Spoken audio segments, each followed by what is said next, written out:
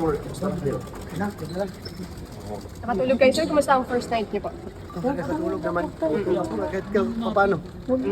Matagal nag-subside yung adrenaline rush. Kaya matagal nakatulog.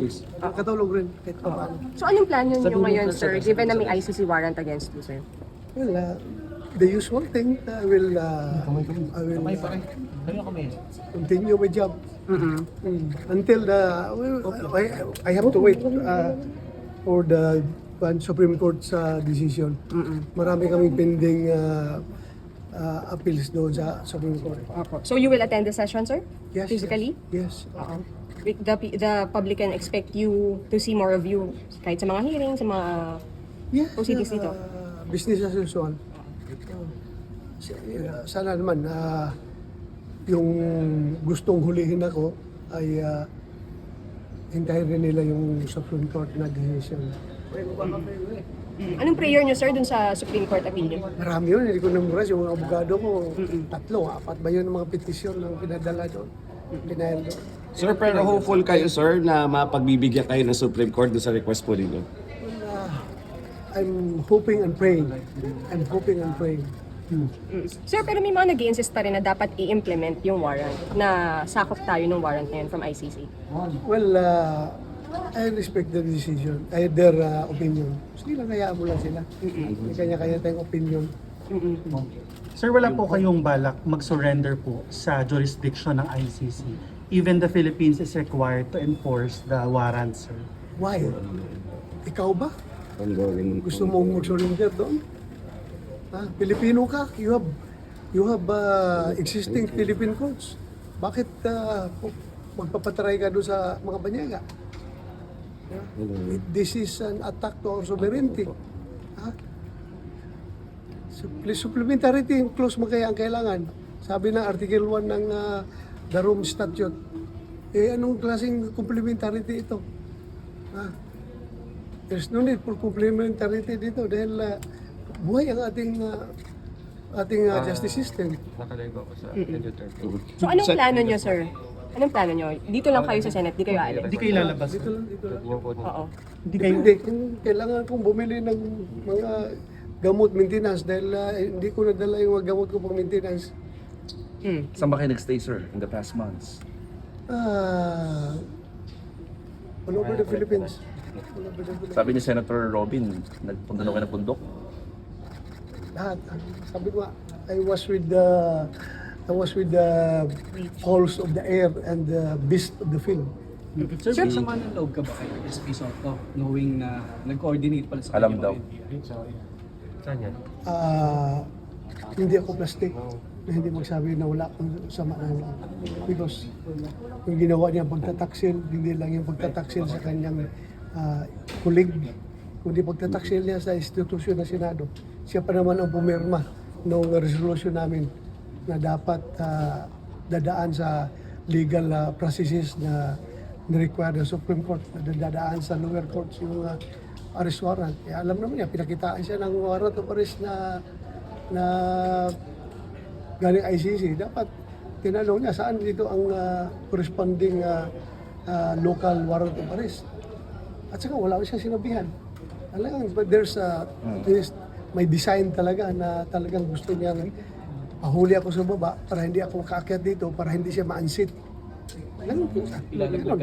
You feel betrayed, sir? Ha? You feel betrayed by SP Soto? Hindi ako magkipagplastikan. I feel betrayed. Nirespeto ko siya. Kahit na magkaibang kampo kami, pero ang respeto ko sa kanya, andyan pa rin. Andyan pa rin. Matanda siyang senador sa akin eh. Nakailang tanong na siya. Pero sa ginawa niya na yun, malungkot lang ako. Ba't hindi pa rin ako galit sa kanya? Hindi ako galit sa kanya. Malungkot lang ako sa ginawa niya. I'm sad. Yung pangunguna ni former Senator Trillanes sa pagkakain ng ICC na warrant, sir, ba't yun siya Hayaan mo na lang siya kung yan ang gusto niya sa buhay niya, na papel. Okay lang. Sinunod daw niya yung hamon mo, sir. Ha? Para ikaw daw naghamon daw noon dati.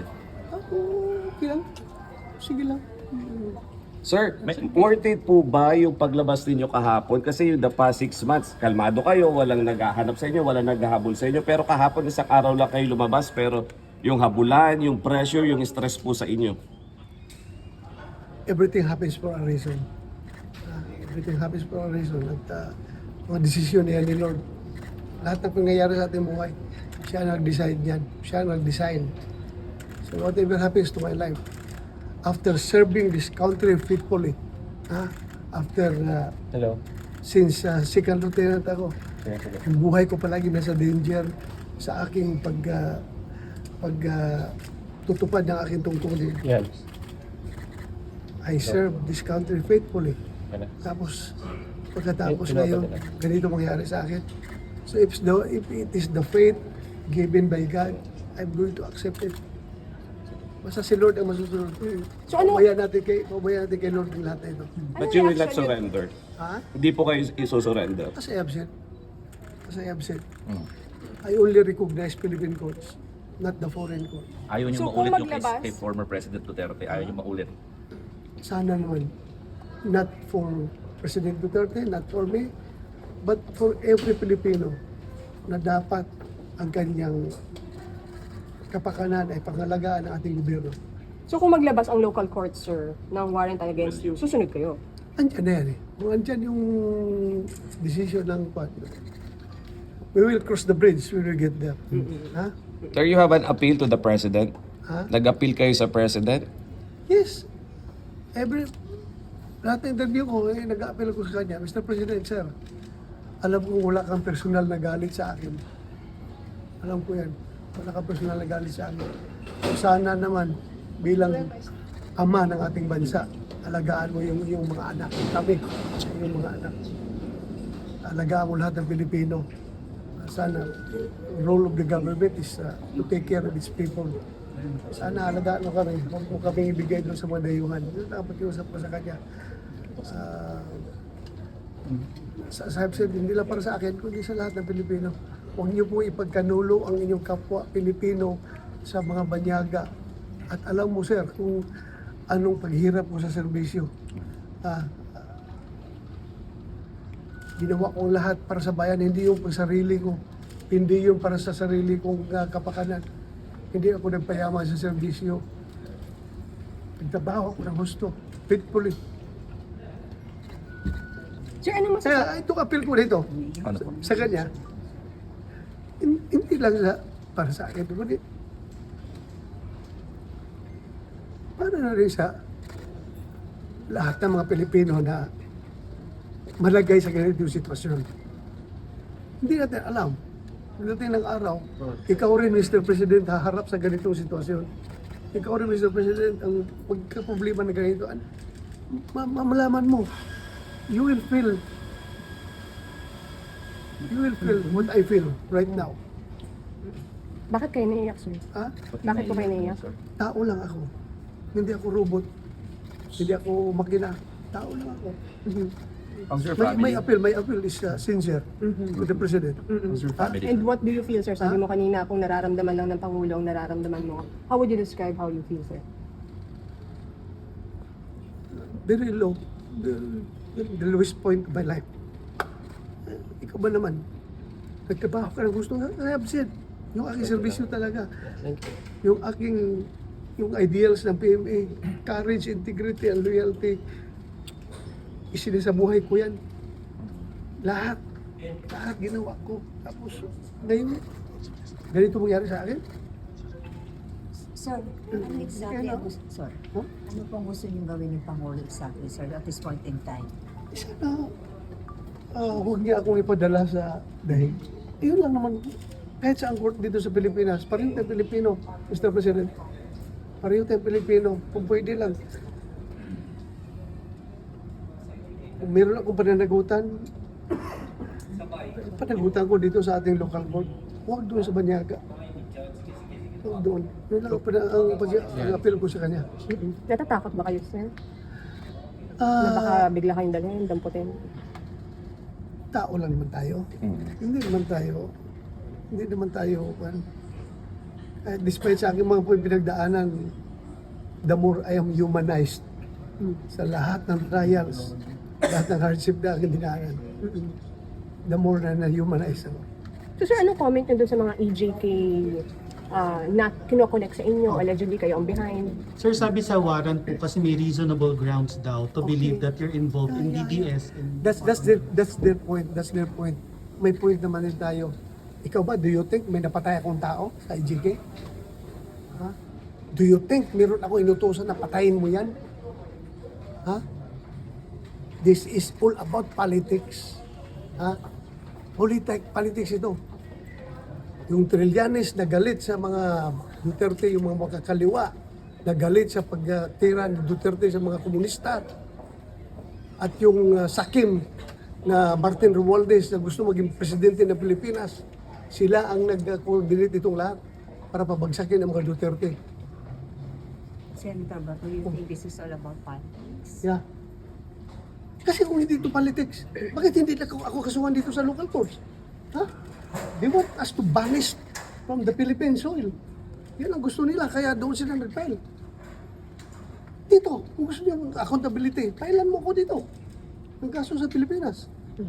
Ano yan mga Philippine courts natin? At haharapin Pero mo. kahit isang murder, walang pinail sa akin. Kasi alam nila wala akong pinatay na tao at wala akong inutusan na patayin ninyo yan. Alam nila yan. Eh, yung mga taga-ICC na naniniwala sa kanilang mga fabrication. Sir, Everything was fabricated. So ano lang ang naging role mo, sir? Ha? Ano lang ang naging role mo? Ang role ko is para mag-lead sa war on drugs. Ha? And it doesn't mean pag war on drugs ay patayin lahat ng tao. Ha?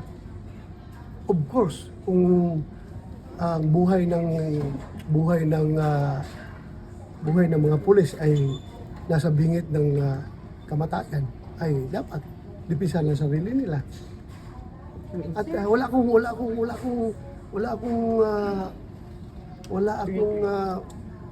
pang-abuso na hinahayaan. Kung meron man, pinapabestigahan natin. Sir, pwede yung naisabina po kasi yung PNP, sir, naisabina po kasi PNP. Pupunta po ba kayo? I think May 14 po yun.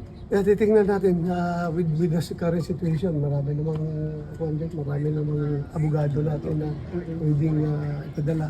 Titingnan natin. Sir, if ever maging local complaint yun, naharapin niyo po yun. Yung sa CIDG, sir. Kasi it's a possible complaint daw. Sinasabi ko nga sa iyo, lahat basta sa local lang, harapin natin yan. You can just imagine kung inibisigahan nila yung EJK ko noong panahon ng city director ako ng Davao, how many years ago na yun? Grabe naman pagkakalkal yan kung kinakalkal nila kung yung mga nangyayari doon sa Davao. Dapat noon pa, pinasukan na nila ako. Bakit ngayon pa sila magkakalkal ng mga ganito? Sir, what urged you to come back po, to go back to the Senate po? May mga nagsasabi baka dahil sa impeachment, sa change in leadership. Hindi ako sinungaling, kasama na yan lahat. Impeachment, yung change of leadership, yung kini-question ninyo palagi yung sweldo ko. Nahiya na ako talaga ako hiyang-hiya na ako. Dahil nga, wala po yan sa bokabularyo ko na makinabang sa pera ng gobyerno o kanino mang pera na iniisahan ko na hindi ko binibigyan ng kaukulang serbisyo. Nahiya ako.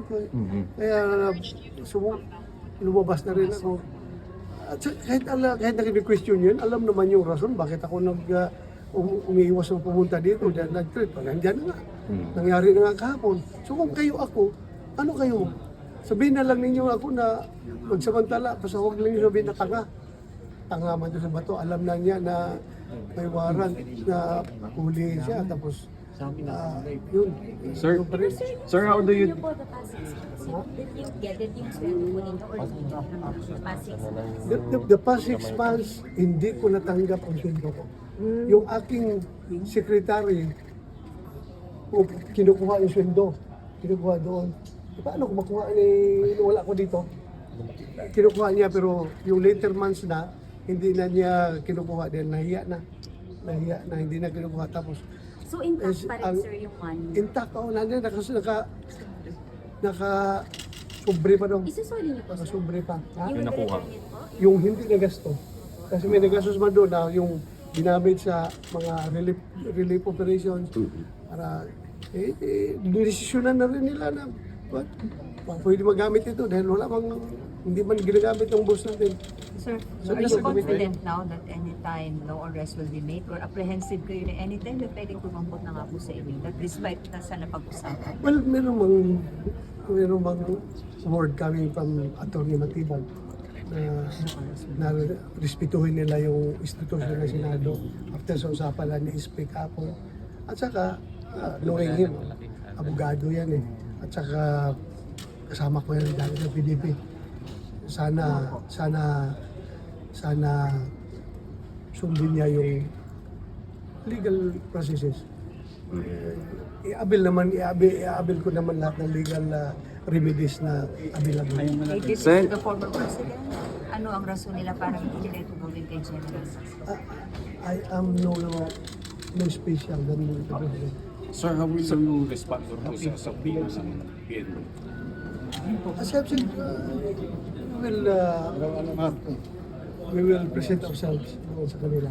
Ikaw po, O pwede ako, pwede abogado ko.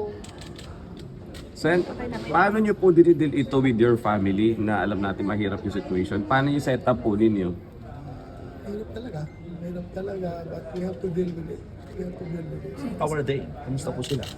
Ay malungkot, at alam mo na, Natatakot din sila, sir, for you? takot talaga, takot din sila. Sir, kahapon ba, na-surprise ka rin kung bakit may mga taga-NBI dito? O may info ka na?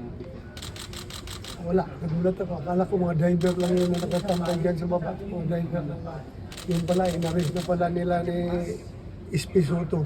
So what really happened? There was really an attempt na kunin kayo tas pusasan? Ganun ba yun? Oo, ganun talaga. Sir, NBI kami. Oh. Hinawakan ako gano'n. So, nagpupumiglas ko. Takbo, habol sila. Yung sugat mo, saan mo na-sustain yun, sir? Siguro doon sa pagkadapa ko, natupod itong kamay ko. Doon sa railing, sa sahig ba yun? O sa railing, nasa katumba ko. So may posa silang dala talaga? Hindi ko nakita. Pero, Or nahawakan ka ba? Attempt talaga. nahawakan ako. Nagpupumiglas ako. Kung bless ka lang. Walang kayong pinakita. security, sir? Walang pinakitang something, kawaran. Basta hinarang lang ako. Ayaw ko paakyatin dahil mabubutuhan na dito eh. Mabubutuhan na sa change of leadership. Ayaw nila siguro makabuto ako kaya pinagilan ako sa baba. Sir, sabi ng ICC, since November may warrant ka na talaga. So, Aware ka? may natanggap ka ng info nung kaya hindi ka lumutan.